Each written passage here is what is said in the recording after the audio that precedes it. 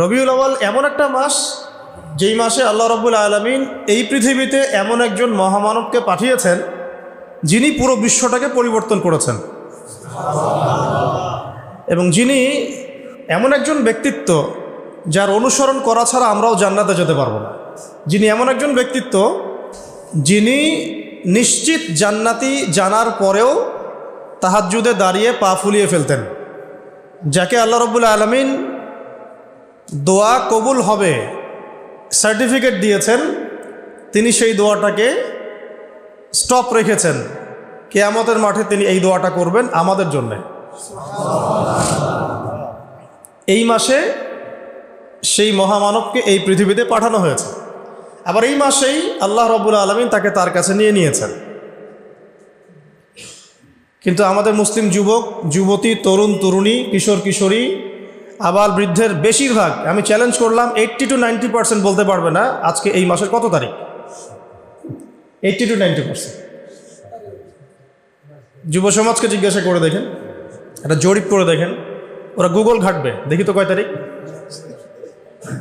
তো যাই হোক, আমি কাউকে আঘাত করতে চাচ্ছি না, আমি আপনাদেরকে বোঝাতে চাচ্ছি যে আমরা সাংস্কৃতিকভাবে এখন পরাজিত। কথা বুঝতে পারছেন? আচ্ছা, অথচ আমাদের যে রিজিক, হায়াত, এই সব কিছু কিন্তু আরবি মাস কেন্দ্রিক আল্লাহ পাক নাজিল করে। চাঁদের 1 তারিখ যখন রমাজানের প্রথম চাঁদ ওঠে, তা আমরা কি জানুয়ারি ফেব্রুয়ারি হিসেব করে রোজা রাখি, নাকি শাবান রমাদান হিসেব করে রোজা রাখি? হজ যখন করি আমরা কি ফেব্রুয়ারি মার্চ এগুলো হিসাব করি, না জুল হিজ্জা জুল কদা এগুলো হিসাব করি? যাই হোক, তো দেখেন, যখন একটা জাতি মানসিকভাবে পরাজিত, ওই জাতিকে দিয়ে আপনি বিশ্ব শাসন করাতে পারবেন না। আর আমাদের মূল গন্তব্য হচ্ছে বিশ্ব শাসন করবো ইনশাআল্লাহ। এটা তো হবে, হবে কি না? হয়তো আমরা থাকবো না, আমাদের ইমান, আমল, আখলাক, মুআমালাত, জামা, ইমারা, এগুলোর যে অবস্থা, তাতে এটা দিয়ে বিশ্ব শাসন এটা পসিবল না। এটা মাথায় ঢুকায় না নাকি? যত বড় বড় লেকচারই দেখ, পসিবল না, ফুল স্টপ। কখন পসিবল হবে? যখন আবু বকর, ওমর, ওসমান, আলী রাদিয়াল্লাহু আনহুম আজমাইন, সাহাবায়ে কেরাম, তাদের মতো ওই আদলে একটা জেনারেশন গড়ে উঠবে তখন। এখন কি সেরকম জেনারেশন আছে? হিসেব করে দেখবেন, একটা সমাজের মধ্যে 80% মানুষ নামাজ পড়ে না। আমি চ্যালেঞ্জ করলাম। আর যারা নামাজ পড়ছি তাদের নামাজে কার কতটুকু বিশুদ্ধতা আছে এটাও একটা বিষয়। তেলাওয়াতের, রুকু সেজদার, তাসবিহ তাহলিলের, তারপরে আপনার খুশু খুজুর, এটাও একটা বিষয়। তারপরে আবার যারা আমরা পড়ি, আমরা কতজন আবার জামাতে পড়ি, এটাও একটা বিষয়।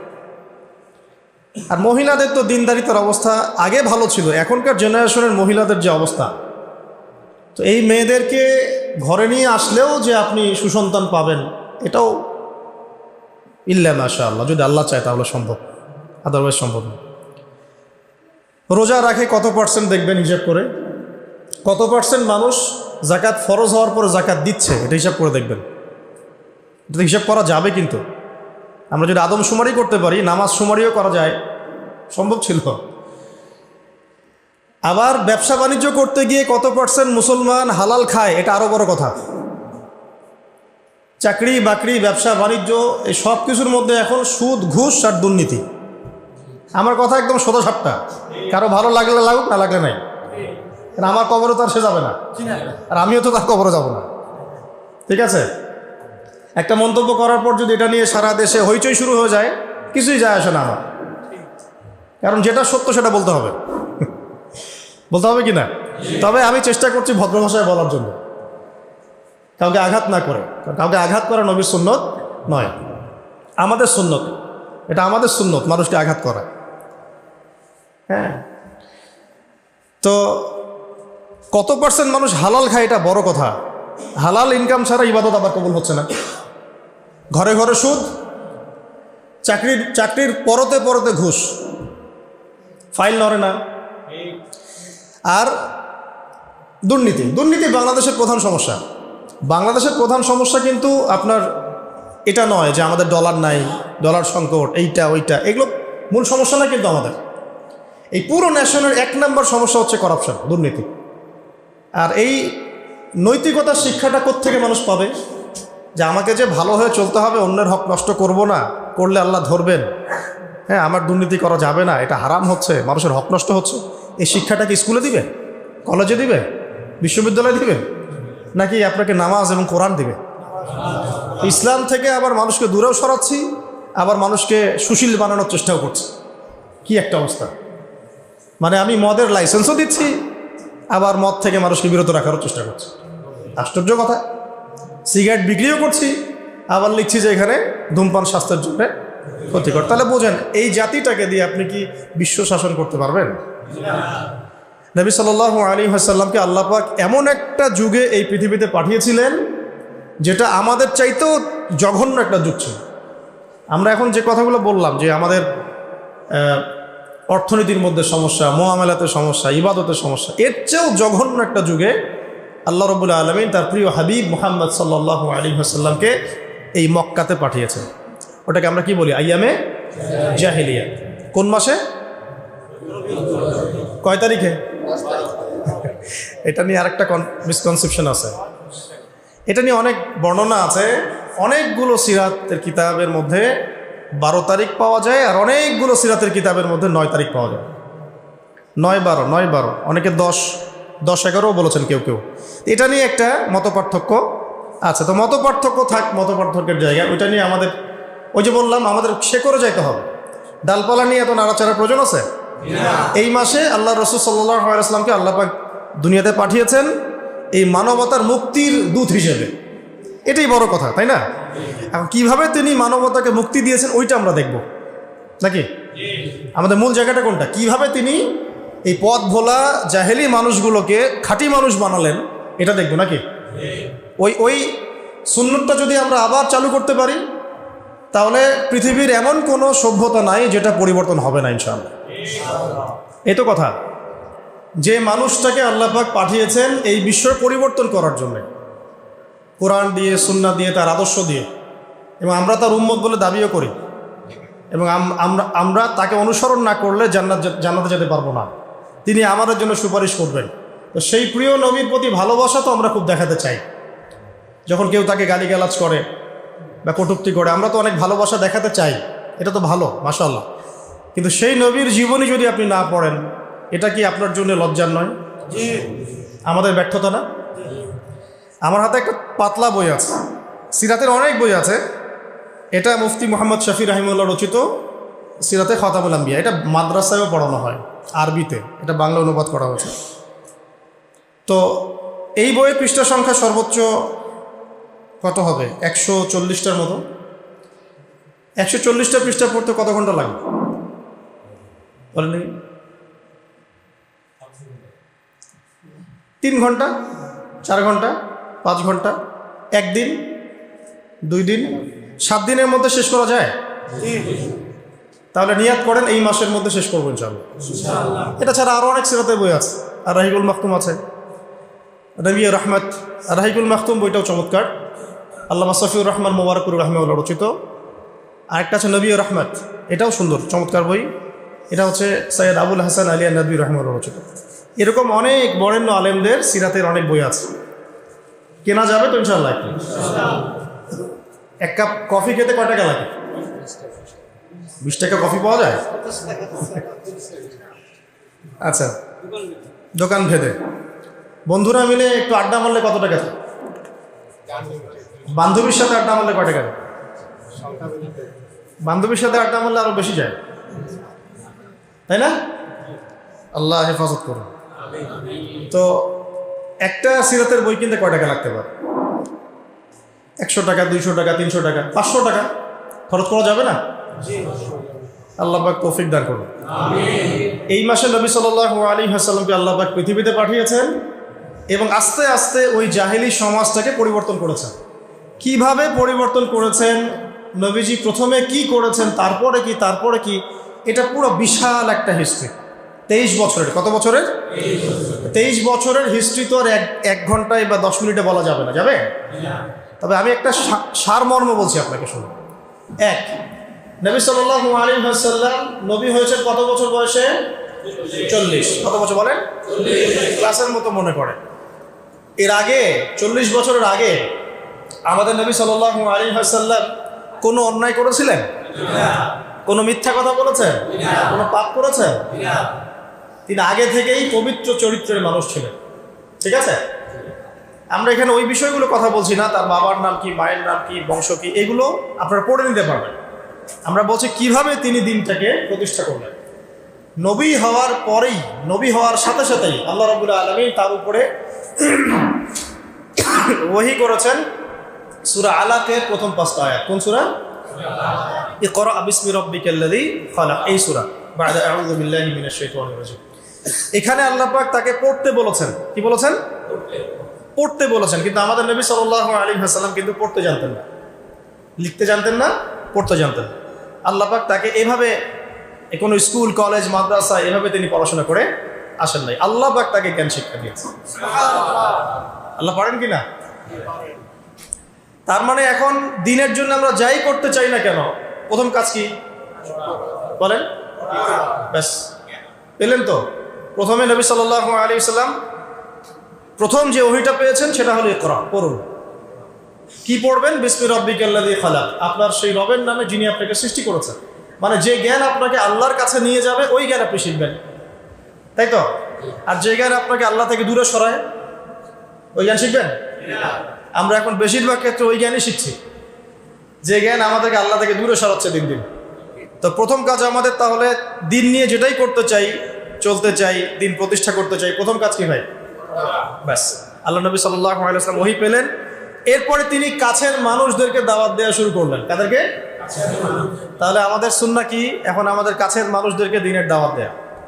তো দিনের দাওয়াত দেওয়ার আগে আবার নিজেকে ঠিক হতে হবে, নিজেকে জ্ঞান অর্জন করে আমল করতে হবে, করে প্র্যাকটিসিং মুসলিম হতে হবে। এবার আমি আমার কাছের মানুষদেরকে দাওয়াত দিব।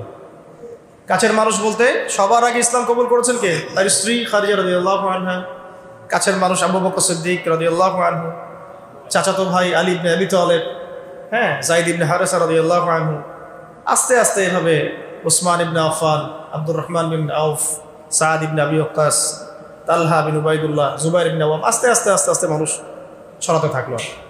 প্রথম সুন্নাহটা কি তাহলে? আগেই একদম মানে কি বলবো, আগেই একদম বিশ্ব শাসন করার চিন্তা করা না, আগে কাছের মানুষদেরকে পরিবর্তন করা। আর এই পরিবর্তন করতে গিয়ে অনেকে কথা শুনতে পারে, অনেকে কথা নাও শুনতে পারে। যারা শুনবে আলহামদুলিল্লাহ, যারা শুনবে না তাতেও কোনো সমস্যা নেই। নবী সাল্লাল্লাহু আলাইহি ওয়াসাল্লামের অনেক চাচা ছিলেন, প্রায় 7 থেকে 9 জন। সবাই, কেউ কি ইসলাম কবুল করেছেন? মানে সবাই কি ইসলাম কবুল করেছেন? পরের দিকে আব্বাস রাদিয়াল্লাহু আনহু ইসলাম কবুল করেছেন। কিন্তু এই যে আবু জাহেলের নাম শুনেছেন, আবু লাহাবের নাম শুনেছেন, তারা কি সম্পর্কে নবী সাল্লাল্লাহু আলাইহি ওয়াসাল্লাম কি হতেন? তার মানে দাওয়াত দিলে কাছের সব মানুষ ইসলাম কবুল করবে বা দাওয়াত গ্রহণ করবে জরুরি না, নাও করতে পারে, বরং শত্রুতাও করতে পারে, তাই তো? কিন্তু আমাদের শুরুটা হবে এভাবে। এরপরে নবী সাল্লাল্লাহু আলাইহি ওয়াসাল্লামকে আল্লাহ পাক ওহী করলেন, সূরা শুআরার মধ্যে আছে, ওয়ানজির আশিরাতাকাল আকরাবিন। এবার তোমার বংশের আত্মীয় স্বজনকে দাওয়াত দাও। বংশ আছে না আমাদের সবার? বংশের আত্মীয় স্বজন সবাইকে নবী সাল্লাল্লাহু আলাইহি ওয়াসাল্লাম সাফা পাহাড়ের নিচে ডেকেছেন। কোন পাহাড়? সাফা মারওয়া দেখেছেন কিনা? যারা গিয়েছেন দেখেছেন হয়তো। সাফা তো আর আগের মতো নাই, এটা এখন গ্লাস দিয়ে বন্ধ করা আছে। তো সাফা পাহাড়ের পাদদেশে নবী সাল্লাল্লাহু আলাইহি ওয়াসাল্লাম এই ইয়া মা'আশারুল কুরাইশ সবাইকে ডেকেছেন। ডেকে বলেছেন, আমি যদি তোমাদেরকে বলি এই পাহাড়ের পিছনে সেনাবাহিনী আছে, তোমাদেরকে আক্রমণ করবে, তোমরা কি বিশ্বাস করবে আমার কথা? সবাই বলছে হ্যাঁ করবো, কেন করবো না? তুমি হচ্ছে আল আমিন, সত্যবাদী, তুমি সবসময় সত্য কথা বলো, তোমার কথা কেন বিশ্বাস করবো না? তখন তিনি বললেন যে তোমরা কুলু লা ইলাহা ইল্লাল্লাহ তুফলিহুন, তোমরা সবাই বলো যে আল্লাহ ছাড়া প্রকৃত কোনো মাবুদ নাই, তাহলে সফল হয়ে যাবে। ব্যাস, এই বলার সাথে সাথেই নবী সাল্লাল্লাহু আলাইহি ওয়াসাল্লামকে পাথর মারা শুরু। আবু লাহাব কে মেরেছে প্রথম? ওই জন্যই তো সূরা নাজিল হলো, তাব্বাত ইয়াদা আবি লাহাবিন ওয়া তাব। ব্যাস, এই হলো শুরু। তারপরে নবী সাল্লাল্লাহু আলাইহি ওয়াসাল্লাম নবুয়তের বয়স কত? 23 বছর। কত বছর? এই 23 বছরের মধ্যে মক্কায় ছিলেন কত বছর বলেন? 13 বছর। আর মদিনায় 10। এই প্রথম 13 বছর মক্কায় ছিলেন। প্রথম 13 বছরের প্রথম 3 বছর তিনি এইভাবে গোপনে দাওয়াত দিয়েছেন। কত বছর? আমরা তো 3 দিন দাওয়াত দিয়ে হাবশায় যাই, তাই না? প্রথম 3 বছর আল্লাহর নবী গোপনে দাওয়াত দিয়েছে, গোপনে গোপনে, individually, man to man, door to door. তারপরে তিনি প্রকাশ্যে দাওয়াত দেওয়া শুরু করলেন। আর যখনই প্রকাশ্যে দাওয়াত দেওয়া শুরু করলেন, ব্যাস তখনই তার উপরে অমানবিক সব নির্যাতন নেমে আসে। আমরা উমরা সফরে একবার মক্কায়, একবার মদিনায়, 2 বার আমরা জামাত আগে যেতে পারি নাই, কাতারের সামনে যেতে পারি নাই। তো তাপমাত্রা দেখলাম সেদিন প্রায় 44 ডিগ্রি তাপমাত্রা, 44 কি 42 ডিগ্রি তাপমাত্রা, প্রচণ্ড গরম। তো বাধ্য হয়ে একদিন মক্কায় আমাদেরকে রাস্তায় নামাজ পড়তে হয়েছে। রাস্তা মানে হারামের মধ্যেই, যারা হজ উমরা করেছেন তারা তো জানেন, হারামের সাথেই রাস্তায়। ওটা ওখানকার একটা কমন বিষয়, নামাজের আজান হয়ে গেলে মানুষ দাঁড়িয়ে যায় ওখানে, রাস্তায় দাঁড়িয়ে, এটা হারামের মধ্যে। মদিনা তো একই অবস্থা। তো ওই গরমের মধ্যে আর জায়গা না পেয়ে রাস্তায় একদিন দাঁড়াতে হলো। দাঁড়াতেই, জায়নামাজের উপরে দাঁড়াতে আমাদের হিমশিম খেতে হচ্ছে, মনে হচ্ছে পা পুড়ে যাবে। তার উপর রুকু করা, সিজদা করা, তাশাহুদের শেষ বৈঠক, কপাল লাগানো। তখন একজন সাহাবীর কথা মনে পড়ছিল, বেলাল রাদিয়াল্লাহু আনহু। কোন সাহাবী? বেলাল রাদিয়াল্লাহু আনহু। এটা তো কিছুই না, তাকে মরুভূমির গরম বালির মধ্যে শুইয়ে উপর থেকে চাবুক মারা হয়েছে, তার উপর বুকে পাথর চাপা দেওয়া হয়েছে। তো নির্যাতনের, আমরা আসলে নির্যাতনের নও জানি না। এই যে আমাদের জেল, জুলুম, তারপরে গুম, এগুলো কিছু না। নির্যাতন যা হয়েছে সাহাবীদের উপরে এবং আমাদের নবী সাল্লাল্লাহু আলাইহি ওয়াসাল্লামের উপরে, এটা কল্পনার বাইরে। আমরা এটা কল্পনা করতে পারবো। আমরা এই যে পৃষ্ঠার মধ্যে এগুলো পড়ি, খালি পড়লে তো আর আপনি আমরা তো ফিল করতে পারবো, অনুভব করতে পারবো। যারা ওই সময় ছিলেন, দেখেছেন, তারা বুঝবে, তাই না বিষয়টা? নবী সাল্লাল্লাহু আলাইহি ওয়াসাল্লামকে প্রায় 15 বার হত্যা করার চেষ্টা করা হয়েছে এবং তাকে মোটামুটি মানুষ প্রায় 15-16টা গালি দিয়েছে সারা জীবন। কাকে গালি দিয়েছে? এমন একজন মানুষকে যার সামনেও কোনো গোনা নাই, পিছনেও কোনো গোনা নাই, যিনি তার সমস্ত পরিশ্রম করছেন উম্মার জন্যে, তার নিজের স্বার্থে নয়। আর তিনি তো যাবেন মাকামে মাহমুদে, তিনি তো একদম জান্নাতুল ফিরদাউস, তার তো কোনো হিসাবও নাই, আছে? তাহলে তা তিনি কেন পরিশ্রমগুলো করলেন, কেন মার খেলেন, কেন গালি খেলেন? কাদের জন্যে? আমাদের জন্য। আপনাদের তার সুন্নত সম্পর্কে জানিও না, তার জীবনীটা পড়ারও চেষ্টা করি, আর তার রেখে যাওয়া যে দিন, একটা আমানত, এই দিনটার খেদমতে কিছু করব, সেটাও করতে হবে। আপনারা যদি কখনো হজ বা উমরা করতে যান, অবশ্যই রাসূল সাল্লাল্লাহু আলাইহি ওয়াসাল্লামের রওজায় তো যাবেন সালাম দিতে। যদি আপনার মধ্যে সততা থেকে থাকে, আপনি দেখবেন যে আপনার সালাম দিতে লজ্জা লাগবে, লজ্জা পাবেন। আমরা লজ্জা পাই দূরে দাঁড়িয়ে সালাম দিতে। কোন মুখ নিয়ে সামনে যাবেন? নবী সাল্লাল্লাহু আলাইহি ওয়াসাল্লাম কি ওখানে মৃত? এটা তো একটা আকীদার বিষয় মনে করে। আল্লাহর নবী সাল্লাল্লাহু আলাইহি ওয়াসাল্লাম তার কবরে আল্লাহ রাব্বুল আলামিন যেভাবে রেখেছেন সেভাবে জীবিত। সালাম দিলে তিনি সালামের উত্তর দেন। আপনি যখন সালাম দিবেন, আসসালামু আলাইকা আইয়ুহান নবী ওয়া রাহমাতুল্লাহি ওয়া বারাকাতুহু, এই সালাম তার কাছে পৌঁছে দেওয়া হবে, তিনি উত্তর দিবেন। কিভাবে দিবেন সেটা তো আমার বোঝার বাইরে, আমার বুঝের মধ্যে আসবে না। আসবে? তো এখন তিনি তো ওখানে আছেন, শুয়ে আছেন, তা আমি যাচ্ছি ওখানে, সালাম দিচ্ছি, কোন মুখ নিয়ে সালাম দিচ্ছি? নবীজি যদি কখনো বলেন কিয়ামতের মাঠে আমাদেরকে, তোমরা আমার দিনের জন্য কি করেছো? আজকে হাউসে কাউসারের পানি তো খেতে আসছো, তোমরা আমার দিনের জন্য কি করেছো? তোমরা আমার দিনের জ্ঞান কতটুকু অর্জন করেছো? দিনের জন্য কতটুকু দাওয়াতি কাজ করেছো? কতটুকু আল্লাহর রাস্তায় জিহাদ করেছো? কি করেছো? আমরা কি অ্যান্সার দেব? এগুলো আমাদেরকে ফেস করতে হবে। তো আজকে থেকে 100 বছর পরেই হোক আর 1000 বছর পরেই হোক, ফেস করতে হবে কি না? তাহলে যদি আমরা এমন কিছু করে তার সাথে সাক্ষাৎ করতে পারি যাতে তিনি আমাদেরকে নিয়ে গর্ব করেন, এটা উত্তম না? আল্লাহ পাক আমাদেরকে তার দিনের জন্য এমন কিছু করার তৌফিক দান করুন যাতে তিনি, মানে আমাদের নবী সাল্লাল্লাহু আলাইহি ওয়াসাল্লাম এবং তার রব আল্লাহ রাব্বুল আলামিন আমাদেরকে নিয়ে গর্ব করতে পারেন। অন্যথায় আমরা এই মুখ কাকে দেখাবো? তো সাহাবীরা এই বিষয়টা বুঝেছিলেন বলেই এত চরম জুলুম নির্যাতন সহ্য করেছেন হাসি মুখে। কেউ কি নবীর উপর কোনো অভিযোগ করেছিলেন যে আপনার দিনের মধ্যে এসে আমাদেরকে মাইর খেতে হচ্ছে? আর আমরা যখন দাওয়াতি কাজ করি, সামান্য একটু বিপদ আসলেই মানুষ যে রিয়্যাক্ট করে, ভাই ঠিক আছে, এর আগে দাওয়াতি সফরে গেছে, আর যাওয়ার দরকার নেই। মানে সরাসরি তো বলতে পারে না, ঘুরায় ফিরায় ফোনও রিসিভ করে না। হ্যাঁ, কেউ যদি আল্লাহ রাস্তায় দাওয়াতের কাজ, দিন প্রতিষ্ঠার কাজ করতে যায়, তার উপর বিপদ আপদ আসে, বিপদ আপদ আসার আগ পর্যন্ত পিছনে থাকে, বিপদ আপদ আসলে আর পিছনে কাউকে পাওয়া যায় না। এমনকি এমন অনেক ওলামায়ে কেরাম বলেছেন যে আমরা জেলখানায় ছিলাম, আমাদেরকে দেখতে পানি পর্যন্ত দিতে যায় না, অথচ যখন আমরা বয়ান করতাম আমাদের বয়ানের সাথে সাথে বলতো ঠিক। বুঝতে পারছেন বাংলাদেশের অবস্থা? এই জন্যই বললাম যে এই জিনিসগুলো যদি সংশোধিত না হয়, বৃহৎ পরিসরে দিনের বিজয়টা সম্ভব না। কি স্বার্থে সাহাবীরা এই ত্যাগটা স্বীকার করেছেন? জান্নাতের স্বার্থে। আমরা নবী সাল্লাল্লাহু আলাইহি ওয়াসাল্লামের সাথে আছি কেন? আল্লাহর জন্য। আল্লাহর জন্য তাকে মহব্বত করি, আল্লাহর জন্য তার সাথে আছে। এবং অবর্ণনীয় নির্যাতন, মানে নির্যাতনের কথাগুলো বললে এখানেই আর কি অনেক সময় চলে যাবে।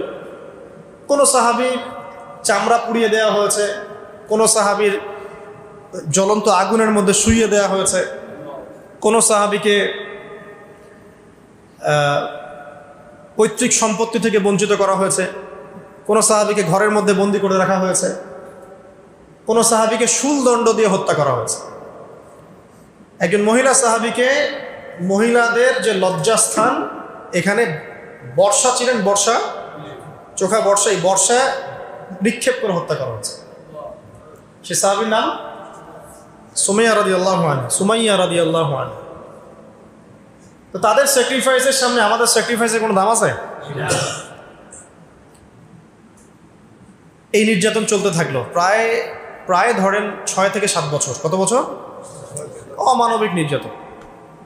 এর মধ্যে আরো 3 বছর তাদেরকে সমাজ থেকে বয়কট করে দেওয়া হবে। সমাজের কেউ তাদের সাথে মিশবে না, কথা বলবে না, ব্যবসা করবে না, বিয়ে শাদী করবে না, কিছুই করবে না। মনে করেন আপনাদের এই কয়েকজন মানুষকে যদি সমাজ থেকে বয়কট করে দেওয়া হয়, বাড়িঘর থেকে সব উচ্ছেদ করে দেওয়া হয়েছে, তাহলে এখন কি করবেন? কিভাবে চলবেন? খাবেন কি? কোথায় থাকবেন? 3 দিনে আমরা অস্থির হয়ে যাব। 3 দিনে হবে না? 3 দিন কেন, 3 ঘন্টায় অস্থির হয়ে যাব। আর তাদেরকে এইভাবে বয়কট করে রাখা হয়েছে 3 বছর। কত বছর? এই 3 বছর তারা ছিলেন শিয়ারে আবু তালেব। আবু তালেব, চাচা আবু তালেবের পাহাড় ছিল, ওই পাহাড়ের পাদদেশে তারা থাকতেন। এত ফ্লেক্সিবল ছিল না লাইফটা, তাঁবুর নিচে থাকতেন। ওই সময় তারা ব্যক্তিত্বের পরিচয় দিয়েছেন। কেউ কেউ খাবার দিয়ে যেত, উট চালিয়ে দিত যে উটটা খাবার নিয়ে যাক। হামজা রাদিয়াল্লাহু আনহু বলতেন, এরকম অনুদানের খাবারের আমাদের দরকার নাই, খাবার খাই না, আল্লাহ যখন আমাদের ব্যবস্থা করবেন তখন আমরা। এই সময় কোনো কোনো ক্ষেত্রে এমন হয়েছে যে তারা গাছের ছাল পাতাও খেয়েছে। গাছের ছাল আছে না, ছাল পাতাও খেয়েছে। ওই সময় অনেক সাহাবী গর্ভবতী ছিলেন, সন্তান প্রসব হয়েছে, বাচ্চাকে দুধ দিতে পারছিলেন না। আপনারা কি অনুভব করতে পারছেন সিচুয়েশনটা কেমন ছিল? আমিও আসলে ব্যাখ্যা করতে পারছি না, তো এই অবস্থা ছিল 3 বছর। এরপরে আল্লাহ রাব্বুল আলামিনের পক্ষ থেকে সাহায্য আসলো, এই বয়কটটা উঠে যায় অলৌকিকভাবে। তাদের চুক্তিনামাটা আল্লাহ পাক পোকা দিয়ে খাইয়ে দিয়েছেন। কাবার মধ্যে লটকানো ছিল এটা। এই পুরো বিষয়গুলোর পিছনে কারা ছিল? আবু জেহেল, আবু লাহাব, উতবা, সাইবা, রাবিয়া, আশনাক বিন শারিক, এরকম কিছু নেতা। তো এই নেতারা কি নবীকে দেখে নাই? নবীর কোরআন তেলাওয়াত শোনে নাই? সাহাবীদেরকে দেখে নাই? নবী সাল্লাল্লাহু আলাইহি ওয়াসাল্লাম কি তাদেরকে দাওয়াত দেন নাই? তাদের কি দুনিয়াবি সম্পত্তির অভাব ছিল? তাদের কি রাজনৈতিক ক্ষমতার অভাব ছিল? নবীজি উল্টা বলেছিলেন, আপনারা যদি ইসলাম কবুল করেন, শুধু আরব না, পুরো বিশ্বের শাসনকর্তা হবেন, শাসনভার পাবেন। পরবর্তীতে ইসলাম সারা বিশ্বে ছড়িয়ে পড়েছিল না? যে উমর রাদিয়াল্লাহু আনহু প্রথম দিকে এক পর্যায়ে নবী সাল্লাল্লাহু আলাইহি ওয়াসাল্লামের বিরুদ্ধে চলে গিয়েছিলেন, তাই না? একটা বর্ণনা আছে না যে তাকে হত্যা করার জন্য খোলা তরবারি হাতে গিয়েছিলেন। ওই উমর রাদিয়াল্লাহু আনহু যখন ইসলাম কবুল করলেন, আল্লাহ পাক তাকে খলিফা বানিয়ে দেন নাই? এটা নবীজি বুঝাচ্ছিলেন, আপনারা যদি ইসলাম গ্রহণ করেন, আমার চাচারা শুধু আরবের না, আজমের রাজত্ব পাবে। শুধু লা ইলাহা ইল্লাল্লাহ সাক্ষী দেন, ব্যাস। তারা এটা কেন করলো না? কারণ এটা করলেই তাদের দুনিয়াবি স্বার্থ নষ্ট হয়ে যাবে। তাদের এই মূর্তিকেন্দ্রিক ব্যবসা, তাদের পলিটিক্যাল ক্ষমতা, নবীর আনুগত্য করতে হবে, হ্যাঁ, তখন সবাই ধনী গরিব সমান হয়ে যাবে, মানুষে মানুষে কোনো ভেদাভেদ থাকবে না, ঠিক আছে? ওদের মন গড়া অর্থনীতি চলবে না, ওদের মন গড়া সংস্কৃতি চলবে না, এক কথায় কোরআন এবং সুন্নাহর সামনে আত্মসমর্পণ করতে হবে, ব্যাস। এই কারণেই তো তারা করলো না। এখনো সারা বিশ্বে যারা করছে না, এইগুলো কারণ না? এছাড়া কোনো কারণ আছে? এইগুলোই কারণ। বুঝবেন, সিরাত শুধু পড়বেন না, সিরাতটাকে এই বর্তমান প্রেক্ষাপটের সাথে মেলাবেন। এখন সিরাত থেকে কিভাবে শিক্ষা নিতে হবে, এখন সিরাত থেকে আমরা কোন শিক্ষাটা নেব, কিভাবে নেব? এখন তো সেই উটের যুগ নাই, এখন আপনি এয়ারক্রাফটে চড়ছেন, ঠিক আছে? এখন তো সেই আপনার ঘোড়ায় আপনি চড়ছেন না, আপনি বাস ট্রাকে চড়ছেন, ইত্যাদি কারা চড়ছেন। কিন্তু দেখবেন পলিসিগুলো কিন্তু চেঞ্জ হয়নি। প্রযুক্তি পরিবর্তন হয়েছে, কিন্তু নীতি নৈতিকতা পলিসিগুলো কিন্তু চেঞ্জ হয়। একই বিষয় ঘুরে ঘুরে আসবে, কিন্তু শুধু প্রযুক্তিগত পার্থক্য আর কিছু। যে দোয়া আপনি পড়তেন ওই সময়, ওই যুগে সাহাবীরা ঘোড়ায় উঠে বা গাধার পিঠে উঠে বা বাহনের পিঠে উঠে, ওই একই দোয়া আপনি পড়ছেন এখন প্রাইভেট কারে উঠে। মানে আপনার, যেটা আমি বোঝাতে চাচ্ছি যে পলিসি কিন্তু চেঞ্জ হয় নাই, চেঞ্জ হয়েছে কি? প্রযুক্তি, অবস্থান, সময়, এতটুকু। তাহলে সিরাতের শিক্ষা কি ওই যুগে চলবে, এই যুগে চলবে না? তাহলে ওই যুগে যেভাবে সিরাত থেকে দিন প্রতিষ্ঠা হয়েছে, এই যুগেও ওইভাবেই হবে, কিন্তু হয়তো প্রযুক্তিগত কিছু পার্থক্য থাকবে, পদ্ধতিগত কিছু পার্থক্য থাকবে, সুন্নাহ থাকবে একই, তাই না? তো সুন্নাহ প্রথম শিখলাম কি, একটু মনে করা দিই, আগে ইলম অর্জন, আগে কি? কোন কিসের ইলম?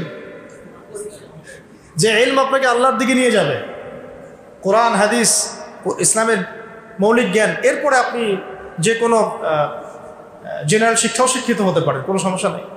যে জ্ঞান আপনাকে উপকৃত করবে ব্যাস, এবং আল্লাহর দিকে নিয়ে যাবে।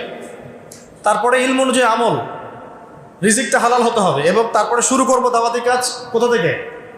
আগে নিজের মানুষ, কাছের মানুষ, তারপরে আস্তে আস্তে আমার আত্মীয় স্বজন, আমার বন্ধু বান্ধব, পাড়া প্রতিবেশী, এই তো। এরপরে আল্লাহ পাক যাকে যত বড় ক্ষমতা দিবেন, যত বড় মাকাম দিবেন, সে তত বড় জায়গা থেকে দিনের জন্য দাওয়াতি কাজ করবে। আর আল্লাহ পাক তো একজনকে হঠাৎ করে উপরের মাকাম দেন না, আস্তে আস্তে আস্তে আস্তে আল্লাহ পাক নিয়ে যান, তাই না? এই তো। এখন এবার আসেন, যখন দাওয়াতের কাজ করবেন তখন নির্যাতন আসবে কি না? কি শিখলেন সুন্নাত থেকে? সাহাবীদের উপর এসে থাকলে আপনার আমার উপরেও আসবে। যদি না আসে, যদি কোনো রকমের কটাক্ষ, অপবাদ, গীবত, তহমত, সমালোচনা, জেল, ঘুম, হাবি জাবি, শারীরিক নির্যাতন, মানসিক নির্যাতন, এইগুলো যদি কোনোটাই না আসে, বুঝে নেবেন এটা কোনো দাওয়াতি না, এটা কোনো দাওয়াতি না, এটা একটা গোলালু মার্কা দাওয়াত। সব তরকারিতেই চলে, গরুর গোশতেও গোলালু, এমনি সবজিতেও গোলালু। ওটা এমন দাওয়াত যে দাওয়াতটা সুরসুরি মার্কা দাওয়াত। আমার বক্তব্য মানে এড়িয়ে যাব, আমি বিপদ এড়িয়ে যেতে চাই, আমি দাওয়াতের কাজ করতে চাই, কিন্তু বাবা আমার গায়ে আবার যেন কোনো কাদা না লাগে, খুব সতর্ক। এইসব দাওয়াতের নবী সাল্লাল্লাহু আলাইহি ওয়াসাল্লামের শিক্ষা। যখন হকপন্থী মানুষ কথাও বলবে বা কলমও ধরবে, তখন বিভিন্ন রকম কথাবার্তা আসবে সমাজে। এমন হতে পারে সবাই মিলে তাকে আক্রমণ করা শুরু করছে, এমনও হতে পারে। বিচক্ষণ জ্ঞানী মানুষরা এখান থেকেই বুঝে নেবে যে আল্লাহ পাক হয়তো সেই ব্যক্তিকে কবুল করেছে বলেই এটা হচ্ছে, হয়তো বা, আল্লাহ ভালো জানে। আর যদি দেখা যায় ইসলামিক দাওয়াতি কাজ করছেন, রেভলিউশন মুভমেন্ট, অনেক বড় বড় কথা বলছেন, কোনো রকমের না কোনো বিপদ আপদ, না বালা মুসিবত, না কোনো গালি, না কোনো গীবত, তহমত, কিছুই নাই, তো বুঝতে হবে যেখানে হয় দাল মে কুচ কালা হয়, অথবা ইহা পে পুরি দাল হি কালা। কথা বুঝতে পারছেন? তো তাই বলে আবার এমন কিছু বলছি না যে নিজের ঘাড়ে বিপদ ডেকে নিয়ে আসবেন, এটাও ইসলামের সুন্নত নয়। উদউ ইলা সাবিলি রাব্বিকা বিল হিকমা, আল্লাহ রাব্বুল আলামিনের পথে মানুষকে প্রজ্ঞার সাথে ডাক। তো প্রজ্ঞাটা কি? প্রজ্ঞা মানে কি কাপুরুষতা? প্রজ্ঞার হেকমতের দোহাই পেরে আমি জায়নিস্টদের এগেনস্টে কোনো কথা বলতে পারবো না, হ্যাঁ, ইহুদি খ্রিস্টান সভ্যতার বিরুদ্ধে কোনো কথা বলতে পারবো না, আমি প্যালেস্টাইন ইস্যু নিয়ে কোনো কথা বলতে পারবো না, এটা কি প্রজ্ঞার পরিচয় না কাপুরুষতার পরিচয়? তাহলে কোনটা প্রজ্ঞা, কোনটা কাপুরুষতা, এটাও বুঝতে হবে। এখন দাওয়াতের অঙ্গনে নেমে আমি বুঝেছি যে বহু মানুষ এই হিকমা শব্দের দোহাই দিয়ে কাপুরুষ হয়ে গেছে। হিকমার দোহাই দিচ্ছে, এদিকে সে কাপুরুষতাকে লুকাতে চাচ্ছে। সে নিজের কাপুরুষতাকে হিকমা শব্দের আড়ালে লুকাতে চাচ্ছে। আমরা সত্য মিথ্যা খোলামেলা বলবো, আমাদের বলা পর্যন্তই তো দায়িত্ব। এখন আপনার আমার হাতে তো কোনো পাওয়ার নাই যে আপনি ইম্পোজ করবেন কিছু। এখন আপনি অন্যায় দেখলে মুখ দিয়ে প্রতিবাদ করতে পারবেন, আর সেটাও না পারলে অন্তর দিয়ে ঘৃণা করতে পারবেন, কিন্তু অন্যায় দেখলে আপনি এখন হাত দিয়ে পিটাতে পারবেন না। আপনাকে পিটানোর এখন অথরিটি দেওয়া হয় না, দেওয়া হয়েছে। যাদের সে অথরিটি আছে তারা যদি না পিটায় তারা গুনাহগার হবে, হবে কি না? যাদের এই অধিকার অথরিটি আল্লাহ পাক দিয়েছেন তারা যদি ওই হাত দিয়ে প্রতিবাদ না করে তারা গুনাহগার হবে। আর আমার হাতে হাতের ক্ষমতা নাই, মুখের ক্ষমতা আছে, এটা আছে তো অ্যাটলিস্ট। তো বাস আপনি মুখ দিয়ে হকটাকে স্পষ্ট করবেন, এটা আমাদের দায়িত্ব। সিরাত থেকে শিখলাম। তখন কি হবে? নির্যাতন আসবে, শিয়ারে আবু তালেবের মতো অবস্থাও হতে পারে। এবার কি, একটু ধৈর্য ধরেন, এখান থেকে শেষ করে দিব। এবার দেখেন কিভাবে টেবিল ঘুরে যাচ্ছে। এই চরম নির্যাতন, নিপীড়ন, খাবারের কষ্ট, শারীরিক কষ্ট, মানসিক কষ্ট, এর মধ্যে আবার আল্লাহ নবী সাল্লাল্লাহু আলাইহি ওয়াসাল্লামের যে মক্কার শেল্টার চাচা আবু তালেব, তিনিও ইন্তেকাল করলেন। আবু তালেব তিনিও ইন্তেকাল করলেন। এই চাচা ইসলামের জন্য যা করেছেন আমরা সারা জীবনে এখন করতে পারি নাই। বিশ্বাস করছেন না? চাচা আবু তালেব ইসলামের জন্য যা করেছেন আমরাও এখনো সেটা করতে পারি নাই। তিনি শুধু কালিমাটা পড়েন নাই। সুবহানাল্লাহ। তাহলে কালিমার মূল্য বুঝি আমরা একটু। আল্লাহ পাক যে আমাদেরকে কালিমা পড়ার তৌফিক দিয়েছেন, আমরা কত সৌভাগ্যবান, আল্লাহ আমাদেরকে কত মহব্বত করেন সেটা একটু বোঝার চেষ্টা করেন। একজন ব্যক্তি নবী সাল্লাল্লাহু আলাইহি ওয়াসাল্লামকে খাবার, বাসস্থান, আপনার সামাজিক সাপোর্ট, অর্থনৈতিক সাপোর্ট সব দিয়েছেন, এবং বাবা ইন্তেকাল করার পরে, মা ইন্তেকাল করার পর, দাদা ইন্তেকাল করার পর তিনি তাকে মানুষ করেছেন। প্রায় কত বছর? প্রায় 30-40 বছর আল্লাহ নবী তার আন্ডারেই ছিলেন। তো সেই মানুষটা কালিমা পড়তে পারেন না। আল্লাহু আকবার। সেই মানুষটা ইন্তেকাল করলেন ওই বছরেই, তার মাত্র 6 মাসের মধ্যেই। কোনো বর্ণনা আসছে 7 দিন, আর কোনো জায়গায় আসছে 6 মাস। তার মধ্যে নবী সাল্লাল্লাহু আলাইহি ওয়াসাল্লামের প্রিয়তম স্ত্রী কে? খাদিজা রাদিয়াল্লাহু আনহা, তিনিও ইন্তেকাল করলেন। সিচুয়েশনটা বুঝতে পারছেন কত খারাপ? নবী সাল্লাল্লাহু আলাইহি ওয়াসাল্লাম প্রচুর এই বছরটাকে বলা হয় আমুল হুজন। কি বলা হয়? বলেন আমুল হুজন, মানে কষ্টের বছর, কষ্টের উপর কষ্ট, কষ্টের উপর কষ্ট। তো এখন আল্লাহ পাক তো দেখছেন তার হাবিব কষ্ট পেয়েছেন, পাচ্ছেন কিনা? আল্লাহ পাক তাকে এখন খুশি করাতে চাইলেন।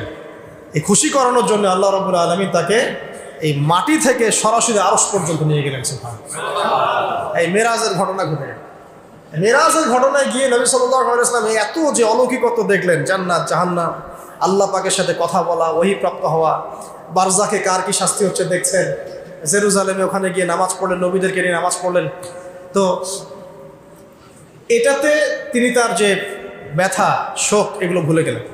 স্বাভাবিক তো, যদি কোনো ব্যক্তি আল্লাহ পাকের সাথে কথা বলার সৌভাগ্য লাভ করে তার মনের মধ্যে আর কোনো কষ্ট থাকবে কখনো?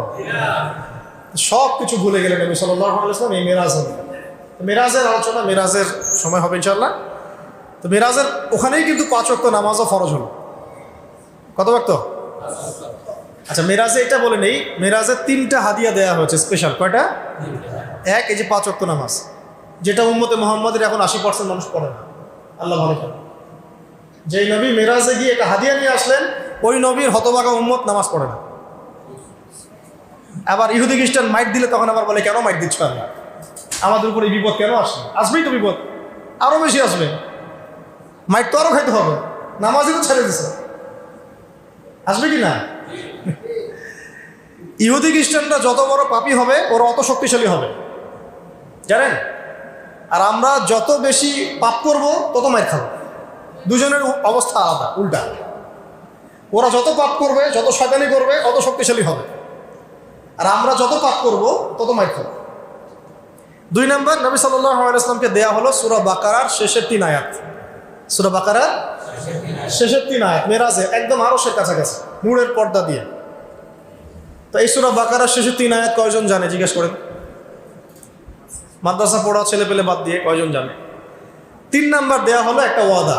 হে মুহাম্মদ সাল্লাল্লাহু আলাইহি ওয়াসাল্লাম, আমি তোমাকে ওয়াদা করছি, তোমার উম্মতের কোনো ব্যক্তি, নারী হোক পুরুষ হোক, ছেলে মেয়ে, নারী পুরুষ, আবাল বৃদ্ধ, যে হোক না কেন, যত পাপই করুক, আসমান জমিন সমান পাপ নিয়েও যদি আমার সামনে আসে, কিন্তু আমার সাথে কাউকে শরিক করে নাই, শিরকের পাপ নাই, ইনশাল্লাহ আমি তার সামনে আসমান জমিন সমান ক্ষমা নিয়ে হাজির হব। এটা ওয়াদা করা হচ্ছে। আর শিরক যে কত প্রকার আর কি আর আমরা যে কত শিরকে আছি এটা তো অন্য আলোচনা। ঈমান ভঙ্গের কারণগুলো পড়ে দেখেন, কত দাড়ি টুপিওয়ালা মানুষ যে মুশরিক হয়ে বসে আছে আল্লাহ ভালো জানে। শিরক এত সূক্ষ্ম, এত ব্যাপক। এমনকি আল্লাহ পাকের বিধান, যে বিধানগুলো নাজিল করা হয়েছে এগুলোকে কেউ যদি হারাম মনে করে, আল্লাহ হালাল করে দিয়েছেন ও হারাম মনে করছে, আবার আল্লাহ হারাম করেছেন ও হালাল করে নিচ্ছে, এটাও শিরকের মধ্যে পড়ে যায়, কুফুরির মধ্যে পড়ে যায়। যাই হোক, তাহলে তিনটা জিনিস আমরা রক্ষা করবো ইনশাআল্লাহ।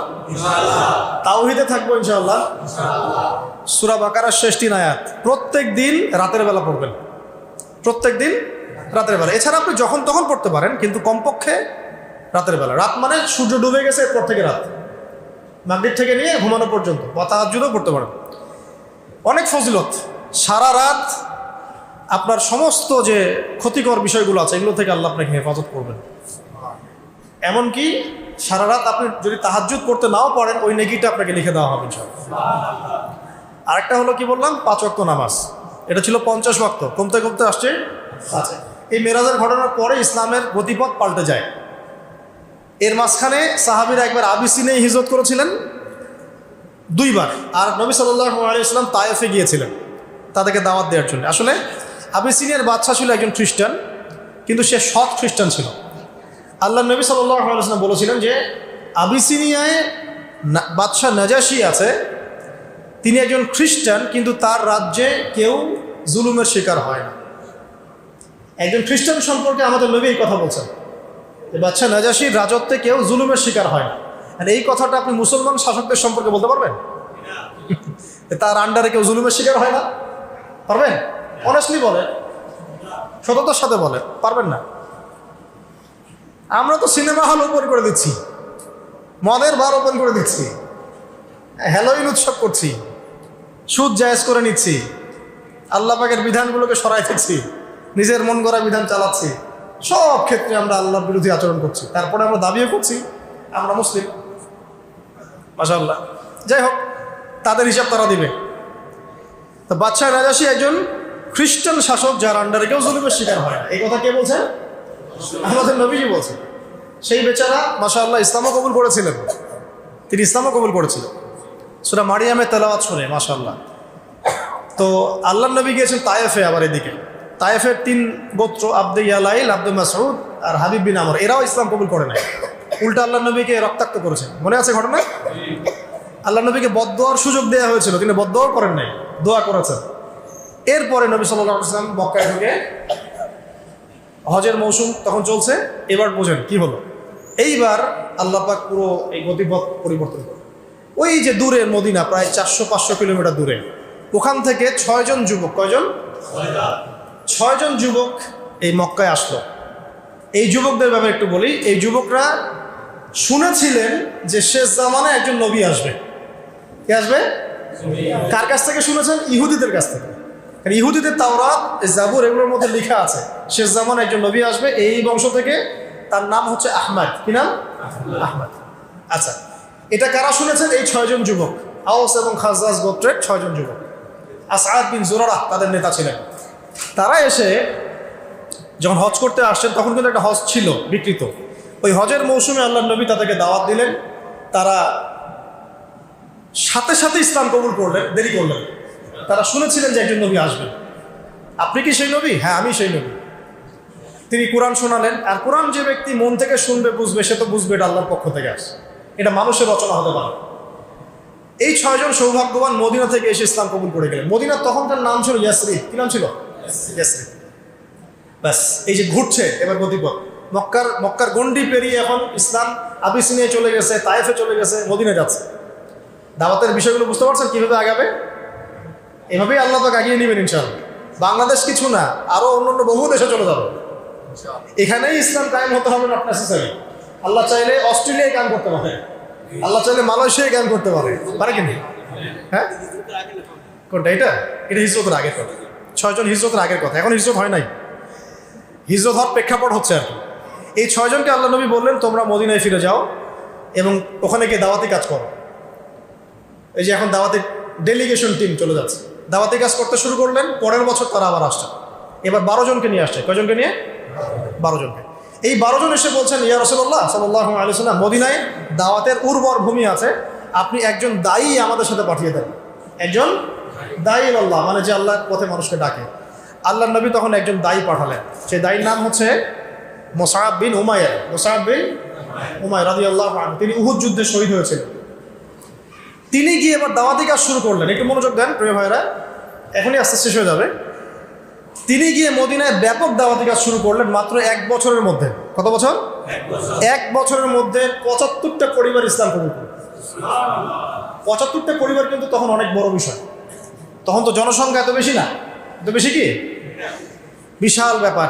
তার মানে মদিনায়, আর এই 75টা পরিবারের মধ্যে মদিনার বড় বড় নেতৃস্থানীয় পরিবারও আছে, যারা একটা কথা বললে সমাজে দাম আছে। এমন লোক আছে না সমাজে?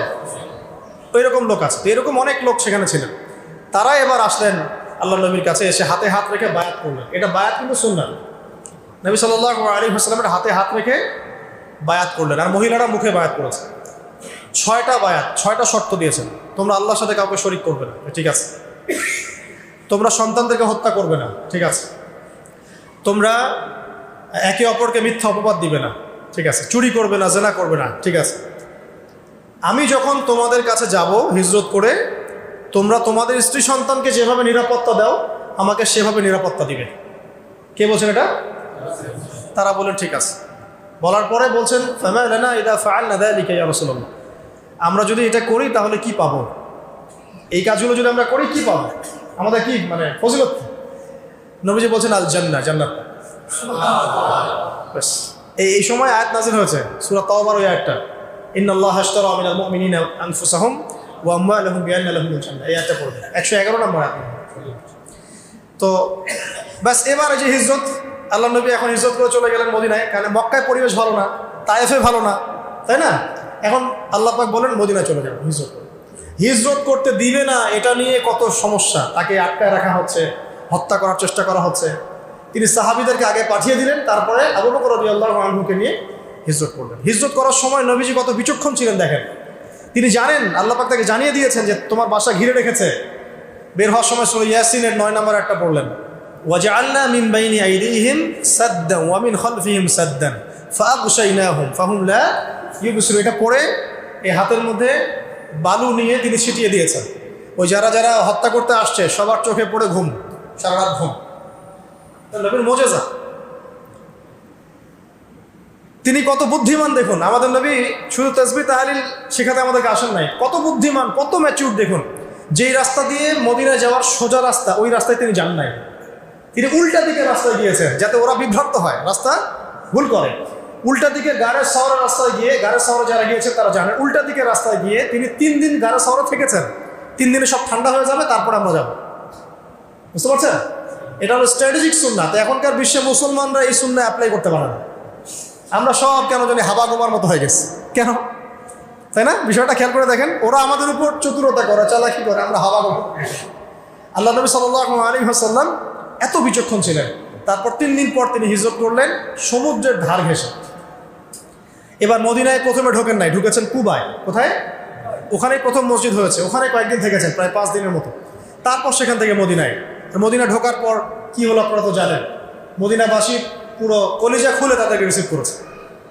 মদিনাবাসী ইসলামের জন্য যা করেছে এটা অবর্ণনীয়, অকল্পনীয়। সব দিয়ে দিয়েছে, তাদের জান, তাদের মাল, তাদের বসত বাড়ি। কেউ কেউ তো স্ত্রী তালাক দিয়ে মুহাজির সাহাবীকে দিতে চাইছে, তাই না? এমন করছে।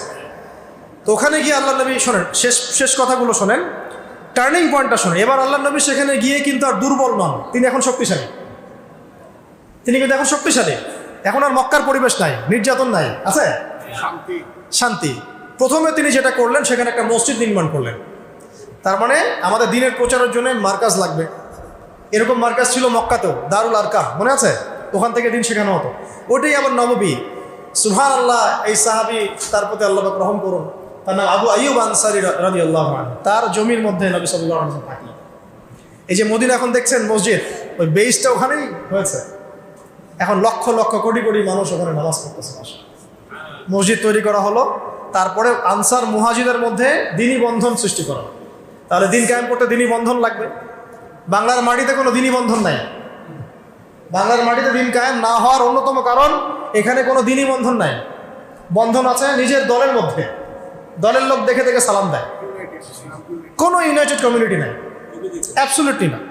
তিনি সেখানে গিয়ে আনসার মুহাজিরদেরকে একসাথে নিয়ে বসে এক ভাই ওমর তুমি তার সাথে, বেলাল তুমি তার সাথে, তুমি তার সাথে, এইভাবে জোড়া করে।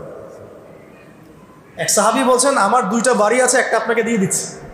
আমার 2টা জমি আছে, একটা আপনাকে দিয়ে দিচ্ছি। আমার 2জন স্ত্রী আছে, একজনকে তালাক দিচ্ছে, আপনি বিয়ে করে নেন। এইরকম ভ্রাতৃত্বের বন্ধন আপনি পাবেন?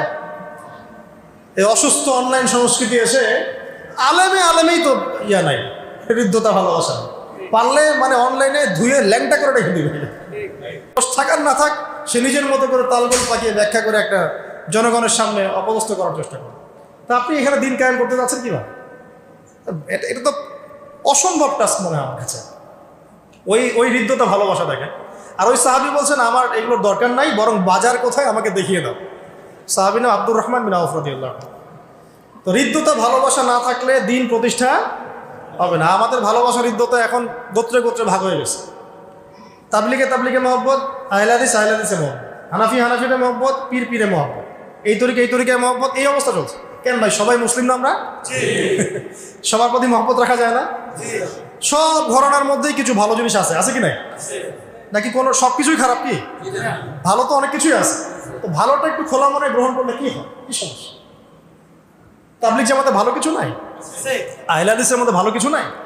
হানাফি মাযহাব যারা মানে তারা কি কেউই ভালো না? সুবহানাল্লাহ। তাহলে আমরা কেন এরকম হইলাম? আমাদের মাইন্ডসেটটা এমন হলো। ওর ভালোটাকে আমি নিব, সমস্যা কি? আর এটা তো আমি আল্লাহর জন্য করছি, এমন তো না যে আমি ওর কাছে কিছু পাওয়ার আশা করছি। আল্লাহর জন্য করছি, তো আল্লাহ আমাকে আজর দিবে ইনশাআল্লাহ। আবার সবার মধ্যেই কিছু বিষয় খারাপ থাকে কিনা, বাড়াবাড়ি কিছু থাকে। ওইটা বোঝার মতো ক্ষমতা তো আল্লাহ পাক আমাদেরকে দিয়েছেন, দেন নাই? আল্লাহ পাক আপনাকে বিবেক দিয়েছেন, জ্ঞান দিয়েছেন, আলেম ওলামা দিয়েছেন। আপনি পরামর্শ করলেই তো বুঝতে পারবেন যে কোন বিষয়গুলো একটু খারাপ, বিতর্কিত। তো ওগুলো বাদ দেন, ছেড়ে দিয়ে যদি আমরা একটা ইউনাইটেড প্ল্যাটফর্ম ক্রিয়েট করতে না পারি, যদি আগামী 50 বছরও না পারি, 50 বছরও এই জমিনে দিন কেন ট্রাই করতে থাকেন, দেখেন কি হয়। আমার মন্তব্য বলে দিলাম, আমারটা আমি বলে দিলাম, আপনি চেষ্টা করে দেখেন। এভাবে বিভক্ত উম্মাহ কখনো ঐক্যবদ্ধ শক্তি হতে পারে। আমাদের বিরুদ্ধে ইহুদি খ্রিস্টানরা কি বিভক্ত না ঐক্যবদ্ধ? ওদের মধ্যে মত পার্থক্য নাই, ওদের মধ্যে দলাদলি নাই, সবই আছে। তারপরে ওরা একটা জায়গায় ঐক্যমত যে মুসলমানদেরকে পৃথিবী থেকে ধ্বংস করে রাখবে। ব্যাস, ওরা তো মানে বিজয়ের দ্বার প্রান্তে এখন। এই অবস্থাটাকে পরিবর্তন করতে হলে একটা বিশাল মানে ম্যাসাকার দরকার। সেটা করবেন ইমাম মাহদী ইনশাআল্লাহ। উনি একদম শেকড় কেটে ফেলে দিবেন। এত সুরসুরি দাওয়াত উনি দিবেন না। উনি এসে একদম দাওয়াতার সাথে জিহাদ চলবে। পুরো বিশ্বে দেখবেন তখন একটা মালহামা চলতেছে, যদি আমরা বেঁচে থাকি ওই পর্যন্ত। মানে বিশ্বের প্রেক্ষাপট পরিবর্তন হতে বড় বড় যুদ্ধের প্রয়োজন হয়, এমনি বিশ্বের প্রেক্ষাপট পরিবর্তন হয় না। প্রথম বিশ্বযুদ্ধের ঘটনা জানেন? তার আগের বিশ্ব আর প্রথম বিশ্বযুদ্ধের পরের বিশ্ব এক না। দ্বিতীয় বিশ্বযুদ্ধের আগের বিশ্ব আর দ্বিতীয় বিশ্বযুদ্ধের পরের বিশ্ব এক না। ওইরকমই এই তৃতীয় বিশ্বযুদ্ধের আগের এই যে বিশ্ব চলছে, এর পরের বিশ্বটা এক থাকবে না ইনশাআল্লাহ। ওইটা মুসলমানদের বিশ্ব হবে ইনশাআল্লাহ, এটা নিশ্চিত। আমরা অ্যাটলিস্ট হলফ করে বলতে পারি ইনশাআল্লাহ এটাই হবে ইনশাআল্লাহ। কিন্তু এখন আমাদের এই যে সিরাত থেকে শিক্ষাগুলো নিতে হবে। কেউ না করে নাই, আমি আমারটা করি, আমার জায়গা থেকে আমি চেষ্টা করি। এবার হৃদ্যতার বন্ধন হয়েছে, ইহুদিরা ওখানে আছে। ইহুদিরা তো মহাবদ, ওদের সাথে একটা এখন সন্ধি চুক্তি হবে, মদিনা সনদ যেটা আমরা বলি। ওইখানে আবার আব্দুল্লাহ বিন উবাইয়ের অনুসারী হয়ে গেল, ওরা আবার মুনাফিক। ওখানেও কিন্তু শান্তি নাই, ওখানে আরো ভিতর অন্য শত্রু আছে। ইহুদি আছে, আবার এখানে আছে মুনাফিকরা। এইভাবে চলতে থাকলো। এবার আল্লাহ পাক যখন আয়াত নাজিল করলেন যে তোমরা এখন সশস্ত্র যুদ্ধ করতে বলো, কেতাল বা যুদ্ধের আয়াতগুলো নাজিল হলো। কোথায় নাজিল? মক্কা না মদিনায়? ওই অবস্থায় এবার সারিয়া অভিযান যুদ্ধগুলো হতে থাকলো। এই হতে বদর যুদ্ধ কিন্তু প্রথম সশস্ত্র যুদ্ধ নয়। বদর যুদ্ধের আগে অনেক সারিয়া হয়েছে। সারিয়ার গাজওয়ার পার্থক্য বুঝতে হবে। সারিয়া মানে যে অভিযানগুলো সামরিক, কিন্তু সেখানে আল্লাহর নবী নিজে উপস্থিত ছিলেন না, অন্য সাহাবীকে দায়িত্ব দিয়ে পাঠিয়েছে। আর গাজওয়া মানে যে যুদ্ধে আল্লাহর নবী নিজে উপস্থিত থেকে যুদ্ধ করেছে, বুঝতে পারছেন? তখন প্রথম বেশ কয়েকটা সারিয়া হওয়ার পরে একটা কাফেলার ঘটনাকে কেন্দ্র করে বদরের মাঠে প্রথম গাজওয়া বদর হয়ে গেল। মুসলমানরা কিন্তু ওটা প্রস্তুতি নিয়ে যায় নাই যুদ্ধ করতে, এটা ভুল, অনেকে ভুল মনে করে। আমরা ফুল প্রিপারেশন নিয়ে যুদ্ধ করতে যাইনি, কিন্তু দুইটা ঘোড়া নিয়ে কি কেউ যুদ্ধ করতে যায়? দুইটা ঘোড়া, উট নাই, একটা উটও নাই, মাত্র দুইটা ঘোড়া, 313 জন সাহাবী। তারা গিয়েছেন ওই কাফেলা, আবু সুফিয়ানের কাফেলাকে অ্যাটাক করার জন্য। কিন্তু এইদিকে আবার আবু জেহেল ওদের হাজার হাজার সৈন্য নিয়ে চলে আসছে। বদরের মাঠে গেলে বুঝতে পারবে। তারপরে নবী সাল্লাল্লাহু আলাইহি ওয়াসাল্লাম তখন দোয়া করছেন আল্লাহর কাছে, আল্লাহ আজকে যদি এই 313 জন মানুষ বা 313 জন সাহাবী এই মুসলমানরা এখানে মারা যায়, তাহলে ইসলামের নাম নেওয়ার মতো আর পৃথিবীতে কেউ থাকবে না। তুমি আজকে আমাদেরকে সাহায্য করো। এই বলে কান্নাকাটি করছেন নবী সাল্লাল্লাহু আলাইহি ওয়াসাল্লাম। চাদর পরে গেছেন, আবু বকর রাদিয়াল্লাহু আনহু চাদর উঠাই দিলেন, দিয়ে বলেন, হাসবুকা ইয়া রাসূলুল্লাহ, অনেক হয়েছে আল্লাহ রাসূল, আল্লাহ আপনার দোয়া কবুল করবেন ইনশাআল্লাহ, আমরা আপনার সাথে আছি, চলেন। নবীজি পরামর্শ করছেন, আমরা কি যুদ্ধ করবো না করবো না? তখন আনসারী সাহাবীরা বলছেন, যুদ্ধ করবো না মানে আপনি যদি আমাদেরকে বলেন উত্তাল সমুদ্রে লাফ দিতে, তাও লাফ দিব ইনশাআল্লাহ। এরকম অনুসারী না হলে হয়? এরকম অনুসারী আছে কোন কোন জামাতের মধ্যে? আপনি খুঁজে দেখেন তো দেখি। আহলে হাদিস বলেন আর সালাফি বলেন আর হানাফি বলেন আর পীরপন্থী বলেন আর তাবলিগ বলেন, এরকম অনুসারী? সুবহানাল্লাহ। এরকম আমির বা কোথায় পাবেন? ওই আমির, ওই মামুর, ওই বায়াত, এটা তো নাই। বিক্ষিপ্ত না আমরা সবাই? এই বিক্ষিপ্ত অবস্থাটাই আমাদের দুর্বলতার জন্য প্রধান কারণ। আল্লাহ পাক যেন আমাদের এই যুব সমাজকে একটা ব্যানারে একত্রিত হওয়ার তৌফিক দান করে। আল্লাহ পাক এই খেদমতটা যে করতে পারবে উম্মার জন্য, ইনশাআল্লাহ বিশাল একটা খেদমত হবে, বিশাল খেদমত। তবে এটা করতে গেলে আপনার চতুর্দিক থেকে আপনাকে গালিগালাজ শুনতে হবে, এটাও হতে হবে। বাঙালি জাতির মধ্যে কাজ করছেন। আল্লাহর নবী কি বললেন? আল্লাহ তুমি আমার সাহাবীদের প্রতি রহম করো, আল্লাহ তোমার গায়েবী সাহায্য নাজিল করো। আল্লাহ পাক ইমিডিয়েটলি তখন সেখানে 1000 ফেরেশতা পাঠিয়ে দিলেন। সৈন্য লাগে, ফেরেশতা চলে আসছে। যুদ্ধর কি ফলাফল তত জানলেন। একদম আবু জেহেল থেকে শুরু করে যত বড় বড় কাফের সব শেষ। 70 জন বড় বড় কাফের শেষ। 70 জন বন্দী হলো। মুসলমানদের মধ্যে মাত্র 14 জন শহীদ হয়েছে। কতজন? ওই 14 জনের নামের ফলক বদরের মাঠের পাশে আছে, দেখবেন 14 জন নামের ফলক। তো এবার মক্কা কেন, পুরো আরবে একটা বিপ্লব সৃষ্টি হলো যে নতুন একটা শক্তি জেগে গেছে, যারা তাওহীদে বিশ্বাস করে, শিরক করে না, যাদের একজন নবী আছে, হ্যাঁ, ইত্যাদি। তো কেউ তাদের সাথে পারছে না। তো পরের বছর আবু সুফিয়ান তার বাহিনী নিয়ে আবারও এটা প্রতিশোধ নিতে গেল। কোন মাঠে? উহুদের মাঠে। উহুদের মাঠে তারা পেরে উঠছিল না প্রথম দিকে, আমাদের একটা ভুলের কারণে, আমাদের ছোট্ট একটা ভুল। আল্লাহ নবী বলেছেন 50 জনকে তোমরা এখান থেকে নামবে না, তীরন্দাজ এখান থেকে নামবে না, জাবাল রুমা। তো যখন যুদ্ধ চলছে, মনে হচ্ছে যে মুসলমানরা জিতে গেছে, তারা নেমে আসছেন যে না আমরা তো জিতে গেছি, যুদ্ধ শেষ হয়ে গেছে মনে হয়। এই সুযোগটাতে খালেদ বিন ওয়ালিদ রাদিয়াল্লাহু আনহু, তিনি পরে মুসলিম হয়েছিল, পিছন দিক থেকে এসে 50 জনকে নিয়ে, 50 জন ঘোড়সাওয়ারকে নিয়ে এসে পিছন দিক থেকে আক্রমণ করলেন। আবার আবু সুফিয়ানরা পালিয়ে যাচ্ছিল, ওরা আবার সামন থেকে আসলো। দুই দিক থেকে চাপে পড়ে মুসলমানরা ছত্রভঙ্গ। এই ছত্রভঙ্গ অবস্থায় প্রায় 70 জন মুসলমান শহীদ হয়ে গেল। কতজন? আল্লাহ নবীর পাশে 9 জন ছিলেন, 9 জন। উনি নবী সাল্লাল্লাহু আলাইহি ওয়াসাল্লাম মানুষকে মানে তার দিকে নিয়ে আসার জন্য জোরে বলেছিলেন যে হে আমার সাহাবীরা, আইয়ুহাল মুসলিমুন, হ্যাঁ মুসলমানরা, ইলাইয়া, আমার দিকে আসো, হ্যাঁ না রাসূলুল্লাহ, আমি আল্লাহর রাসূল। এটা আবার কিছু কাফের শুনে ফেলছে। আব্দুল্লাহ বিন কি জানি নাম, আব্দুল্লাহ বিন কামিয়া একজন, লাআনাহুল্লাহ, আর একজন হচ্ছে উতবা বিন আবি ওয়াক্কাস, এরকম কিছু কাফের ছিল ওই যুদ্ধে। ওরা এই ভয়েসটা শুনে ফেলে, ও তাহলে ওইখানে মুহাম্মদ আছে, চলো ওইখানে।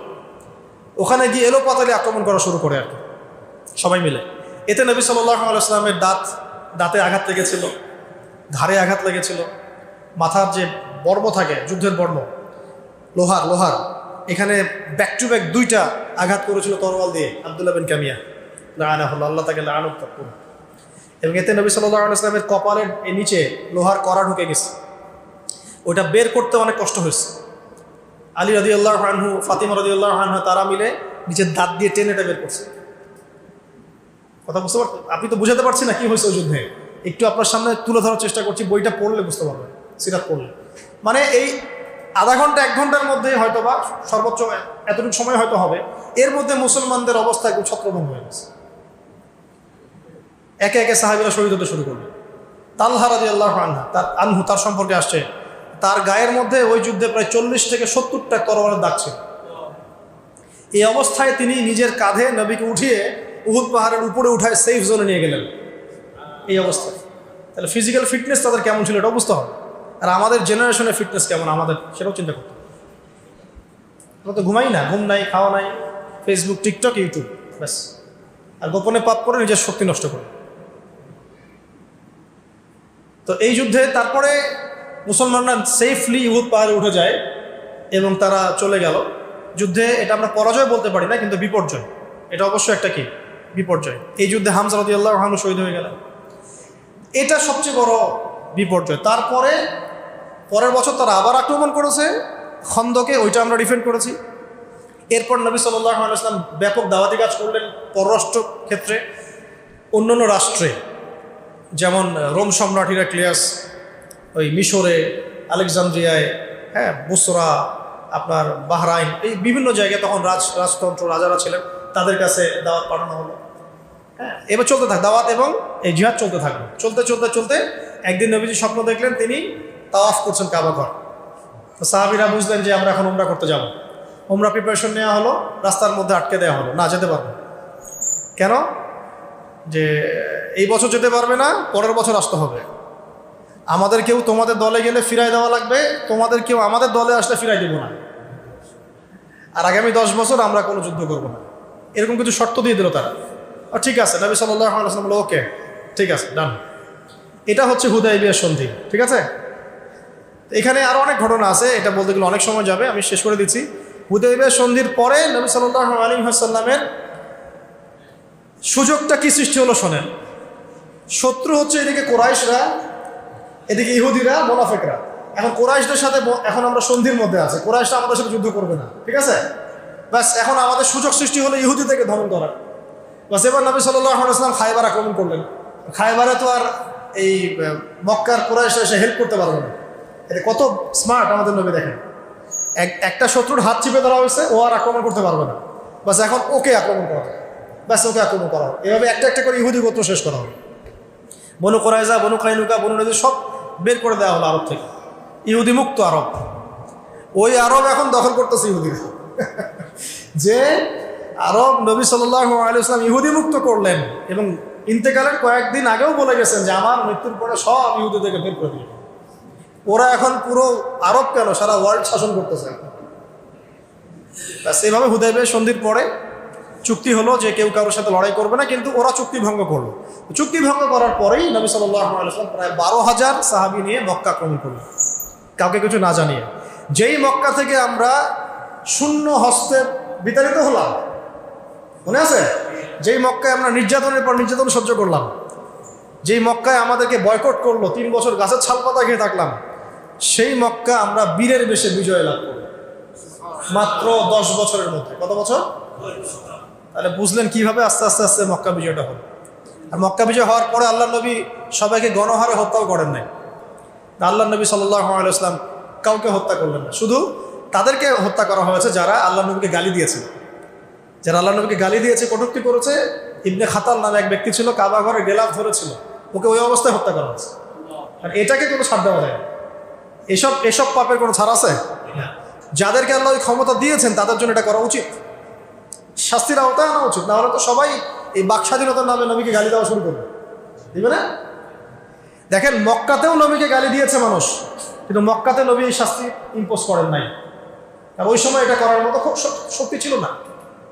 কিন্তু মদিনার পরে যখন মক্কা বিজয় হলো, তখন তিনি হচ্ছেন পুরো এই আরবের কি প্রেসিডেন্ট, তার সেই অথরিটি আছে।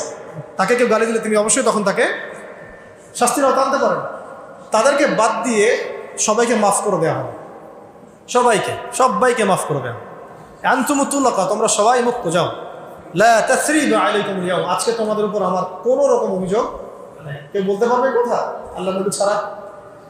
ব্যাস, এরপরে নবী সাল্লাল্লাহু আলাইহি ওয়াসাল্লাম বিদায় হজ করলেন, বিদায় হজ করে নিয়েন। তারপরে মাত্র 81 কি 83 দিন তিনি বেঁচে ছিলেন। তারপরে তিনি এই দিনটাকে আমাদের হাতে আমানত রেখে চলে গেছেন। এখন বলেন আমাদের কাজ কি? সিরাত থেকে এই অল্প সময় কি বুঝলাম? অনেক সারাদিন কথা বলা যেত এটা নিয়ে, যতটুকু পড়লাম ছোট করার চেষ্টা করলাম।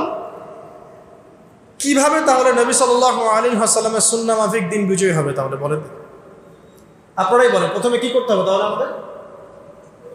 হ্যাঁ, অবশ্যই লেখাপড়া করতে হবে, জ্ঞান অর্জন করতে হবে, ইলমটা প্রথম। তারপরে আমাদের আমল করতে হবে। নিজে আমল না করে তো দাওয়াত দেওয়া যাবে না, যাবে? নিজে আমল করতে হবে, সুন্নাহ মাফিক চলতে হবে। তারপরে দাওয়াত দিতে হবে মানুষকে। দাওয়াতটা শুরু হবে আগে কাছের মানুষ থেকে, আস্তে আস্তে বড় পরিসরে যাবো ইনশাআল্লাহ। ঐক্য থাকতে হবে। প্রকাশ্য দাওয়াত মানে সব দাওয়াত খোলামেলায় দিতে হবে, তবে হিকমার সাথে, প্রজ্ঞার সাথে। এবং এই দাওয়াত দেওয়ার পরেই আসবে নির্যাতন, নিপীড়ন আসবে কিনা? তখন সবর করতে হবে, তখন প্রথমে সবর করতে হবে। প্রয়োজনে উপযুক্ত পরিবেশে হিজরতও করতে হতে পারে।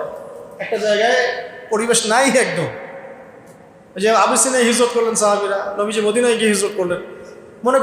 মনে করেন একটা দেশের নাম হলো ভুটান, কথা বলছি, এক্সাম্পল দিচ্ছি। ওখানে দিনের পালনের কোনো পরিবেশই নেই। তো সেখান থেকে আপনি মালয়েশিয়ায় গিয়ে হিজরত করছেন, ওখানে পরিবেশ আছে। এই হলো একটা বিষয়। তো এই একটা অবস্থা। তবে আমাদের এখানে তো পরিবেশ আছে, কিন্তু এটাকে ইউনাইটেড করার অভাব আছে, এবং এই যুগের সাথে এটাকে মিলিয়ে নেওয়াটার ঘাটতি আছে। এগুলো ইনশাল্লাহ আস্তে আস্তে ঠিক হয়ে যাবে ইনশাল্লাহ, যদি আমরা সবাই ঐক্যবদ্ধ হওয়ার চেষ্টা করি, বা আমরা আমাদের জায়গা থেকে দায়িত্ব পালন করি। এভাবে দাওয়াতের কাজ চলতে থাকবে। তারপরে আল্লাহ পাক দেখবেন ইনশাআল্লাহ এরকম কিছু মানুষ মিলিয়ে দিবেন যারা ইসলামের জন্য নিবেদিত প্রাণ থাকবে, এবং একজন নেতা লাগবে তো। এখানে নেতা কয়জন ছিল? 10 জন? এক নেতা এক জামাত, একটা নেতা একটা জামাত। একটা জামাতের মধ্যে আনসার সাহাবী আছে, মুহাজির সাহাবীও আছে। তারা কি আবার দুইটা জামাত হয়ে গেছে? একসাথে হয়ে গেছে। আনসার মুহাজির এক হয়ে গেছে। এক আমির, এক জামা, এক নীতি, ব্যাস চলতে থাকে। দাওয়াত চলবে, যেহেতু এখানে দাওয়াতের প্রেক্ষাপট, দাওয়াত চলবে। তো আমাদের লাগবে আগে জামা এবং আমির, ইমারা। তো এটা এখনো আমরা ওইভাবে পাইনি। আল্লাহ পাক সেটা ব্যবস্থা করে দিন, আমির। এখন ব্যক্তিগত পর্যায়ে আপনি দিনের জ্ঞান শিখবেন, আমি দিনের জ্ঞান শিখবো, আমল করব, মানুষকে দাওয়াতি কাজ করব, ঐক্যের চেষ্টা করব। যদি না হয় সেটা তারা বুঝবে, আপনি আপনার চেষ্টা করবেন। এবং আমরা আমাদের পরিবারকে ইসলামে রাখার চেষ্টা করব, আমাদের অর্থনীতি হালাল রাখার চেষ্টা করব, আমাদের সন্তানদেরকে মানুষ করার চেষ্টা করব। এই কাজগুলো তো করতে পারবো। এরপরে যদি আল্লাহ আরও বড় ক্ষমতা দেয় তখন দেখা যাবে। আপাতত প্রাথমিকভাবে আমরা এই কাজগুলো করতে থাকবো। আল্লাহ পাক আমাদের সবাইকে তৌফিক দান। সামন থেকে আসলো, দুই দিক থেকে চাপে পড়ে মুসলমানরা ছত্রভঙ্গ। এই ছত্রভঙ্গ অবস্থায় প্রায় 70 জন মুসলমান শহীদ হয়ে গেল। কতজন? আল্লাহ নবীর পাশে 9 জন ছিলেন, 9 জন। উনি নবী সাল্লাল্লাহু আলাইহি ওয়াসাল্লাম মানুষকে মানে তার দিকে নিয়ে আসার জন্য জোরে বলেছিলেন যে, হে আমার সাহাবীরা, আইয়ুহাল মুসলিমুন, মুসলমানরা, ইলাইয়া, আমার দিকে আসো, আনা রাসূলুল্লাহ, আমি আল্লাহর রাসূল। এটা আবার কিছু কাফের শুনে ফেলছে। আব্দুল্লাহ বিন কি জানি নাম, আব্দুল্লাহ বিন কামিয়া একজন, লাআনাহুল্লাহ। আর একজন হচ্ছে উতবা বিন আবি ওয়াক্কাস। এরকম কিছু কাফের ছিল ওই যুদ্ধে। ওরা এই ভয়েসটা শুনে ফেলে, ও তাহলে ওইখানে মুহাম্মদ আছে, চলো ওখানে গিয়ে এলোপাতালি আক্রমণ করা শুরু করে আর কি, সবাই মিলে। এতে নবী সাল্লাল্লাহু আলাইহি ওয়াসাল্লামের দাঁতে আঘাত লেগেছিল, ঘাড়ে আঘাত লেগেছিল, মাথার যে বর্ম থাকে, যুদ্ধের বর্ম, লোহার, এখানে ব্যাক টু ব্যাক 2টা আঘাত করেছিল তরোয়াল দিয়ে আব্দুল্লাহ বিন কামিয়া, লাআনাহুল্লাহ, আল্লাহ তাকে লাআনত করুন। এবং এতে নবী সাল্লাল্লাহু আলাইহি ওয়াসাল্লামের কপালের নিচে লোহার কড়া ঢুকে গেছে। ওইটা বের করতে অনেক কষ্ট হয়েছে। আলী রাদিয়াল্লাহু আনহু, ফাতিমা রাদিয়াল্লাহু আনহা, তারা মিলে নিচের দাঁত দিয়ে টেনে এটা বের করছে। কথা বুঝতে পারছেন? আপনি তো বুঝাতে পারছি না কি হয়েছে ওই যুদ্ধে, একটু আপনার সামনে তুলে ধরার চেষ্টা করছি। বইটা পড়লে বুঝতে পারবেন, সিরাত পড়লে। মানে এই আধা ঘন্টা 1 ঘন্টার মধ্যে হয়তো বা সর্বোচ্চ এতটুকু সময় হয়তো হবে, এর মধ্যে মুসলমানদের অবস্থা একটু ছত্রভঙ্গ হয়ে গেছে। একে একে সাহাবীরা শহীদ হতে শুরু করবে। তালহা রাদিয়াল্লাহু আনহু, তার সম্পর্কে আসছে, তার গায়ের মধ্যে ওই যুদ্ধে প্রায় 40 থেকে 70টা তরবারের দাগ ছিল। এই অবস্থায় তিনি নিজের কাঁধে নবীকে উঠিয়ে উহুদ পাহাড়ের উপরে উঠায় সেফ জোনে নিয়ে গেলেন। এই অবস্থায় তাহলে ফিজিক্যাল ফিটনেস তাদের কেমন ছিল এটা বুঝতে হবে। আর আমাদের জেনারেশনের ফিটনেস কেমন আমাদের, সেটাও চিন্তা করতে হবে। আমরা তো ঘুমাই না, ঘুম নাই, খাওয়া নাই, ফেসবুক, টিকটক, ইউটিউব, ব্যাস। আর গোপনে পাপ করে নিজের শক্তি নষ্ট করে। তো এই যুদ্ধে তারপরে মুসলমানরা সেফলি উহুদ পাহাড়ে উঠে যায় এবং তারা চলে গেল যুদ্ধে। এটা আমরা পরাজয় বলতে পারি না, কিন্তু বিপর্যয়, এটা অবশ্যই একটা কি বিপর্যয়। এই যুদ্ধে হামজা রাদিয়াল্লাহু আনহু শহীদ হয়ে গেলেন, এটা সবচেয়ে বড় বিপর্যয়। তারপরে পরের বছর তারা আবার আক্রমণ করেছে খন্দকে, ওইটা আমরা ডিফেন্ড করেছি। এরপর নবী সাল্লাল্লাহু আলাইহি ওয়াসাল্লাম ব্যাপক দাওয়াতি কাজ করলেন পররাষ্ট্র ক্ষেত্রে, অন্যান্য রাষ্ট্রে, যেমন রোম সম্রাট হিরাক্লিয়াস, ওই মিশরে, আলেকজান্দ্রিয়ায়, হ্যাঁ, বুসরা, আপনার বাহরাইন, এই বিভিন্ন জায়গায় তখন রাজতন্ত্র রাজারা ছিলেন, তাদের কাছে দাওয়াত পাঠানো হলো। হ্যাঁ, এবার চলতে থাক দাওয়াত এবং এই জিহাদ চলতে থাকলো। চলতে চলতে চলতে একদিন নবীজি স্বপ্ন দেখলেন তিনি তাওয়াফ করছেন কাবা ঘর। তো সাহাবীরা বুঝলেন যে আমরা এখন উমরা করতে যাব। উমরা প্রিপারেশন নেওয়া হলো, রাস্তার মধ্যে আটকে দেওয়া হলো, না যেতে পারবে। কেন? যে এই বছর যেতে পারবে না, পরের বছর আসতে হবে। আমাদের কেউ তোমাদের দলে গেলে ফিরাই দেওয়া লাগবে, তোমাদের কেউ আমাদের দলে আসলে ফিরাই দেবো না, আর আগামী 10 বছর আমরা কোনো যুদ্ধ করবো না, এরকম কিছু শর্ত দিয়ে দিল তারা। ঠিক আছে, নবী সাল্লাল্লাহু আলাইহি ওয়াসাল্লাম বলল ওকে ঠিক আছে, ডান। এটা হচ্ছে হুদায়বিয়ার সন্ধি, ঠিক আছে। এখানে আরও অনেক ঘটনা আছে, এটা বলতে গেলে অনেক সময় যাবে, আমি শেষ করে দিচ্ছি। হুদায়বিয়ার সন্ধির পরে নবী সাল্লাল্লাহু আলাইহি ওয়াসাল্লামের সুযোগটা কি সৃষ্টি হলো শোনেন। শত্রু হচ্ছে এদিকে কুরাইশরা, এদিকে ইহুদিরা, মুনাফিকরা। এখন কুরাইশদের সাথে এখন আমরা সন্ধির মধ্যে আছি, কুরাইশরা আমাদের সাথে যুদ্ধ করবে না, ঠিক আছে। ব্যাস এখন আমাদের সুযোগ সৃষ্টি হলো ইহুদি থেকে দমন করার। বাস এবার নবী সাল্লাল্লাহু আলাইহি ওয়াসাল্লাম খায়বার আক্রমণ করলেন। খায়বারে তো আর এই মক্কার কুরাইশরা এসে হেল্প করতে পারবে না। এটা কত স্মার্ট আমাদের নবী, দেখেন। একটা শত্রুর হাত চিপে ধরা হয়েছে, ও আর আক্রমণ করতে পারবে না, বাস এখন ওকে আক্রমণ করা হবে, ব্যাস ওকে আক্রমণ করা হবে। এভাবে একটা একটা করে ইহুদি গোত্র শেষ করা হবে। বনু কুরাইজা, বনু কাইনুকা, বনু নদী সব বের করে দেওয়া হলো আরব থেকে।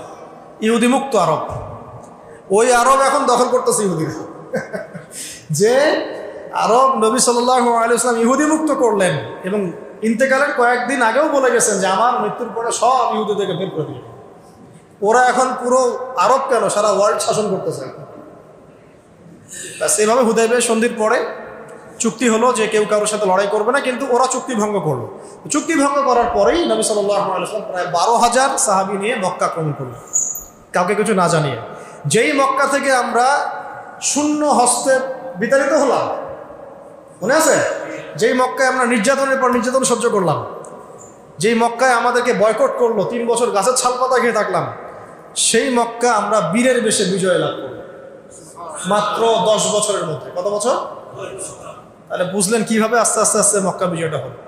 আর মক্কা বিজয় হওয়ার পরে আল্লাহ নবী সবাইকে গণহারে হত্যাও করেন নাই। আল্লাহ নবী সাল্লাল্লাহু আলাইহি ওয়াসাল্লাম কাউকে হত্যা করলেন না, শুধু তাদেরকে হত্যা করা হয়েছে যারা আল্লাহ নবীকে গালি দিয়েছে।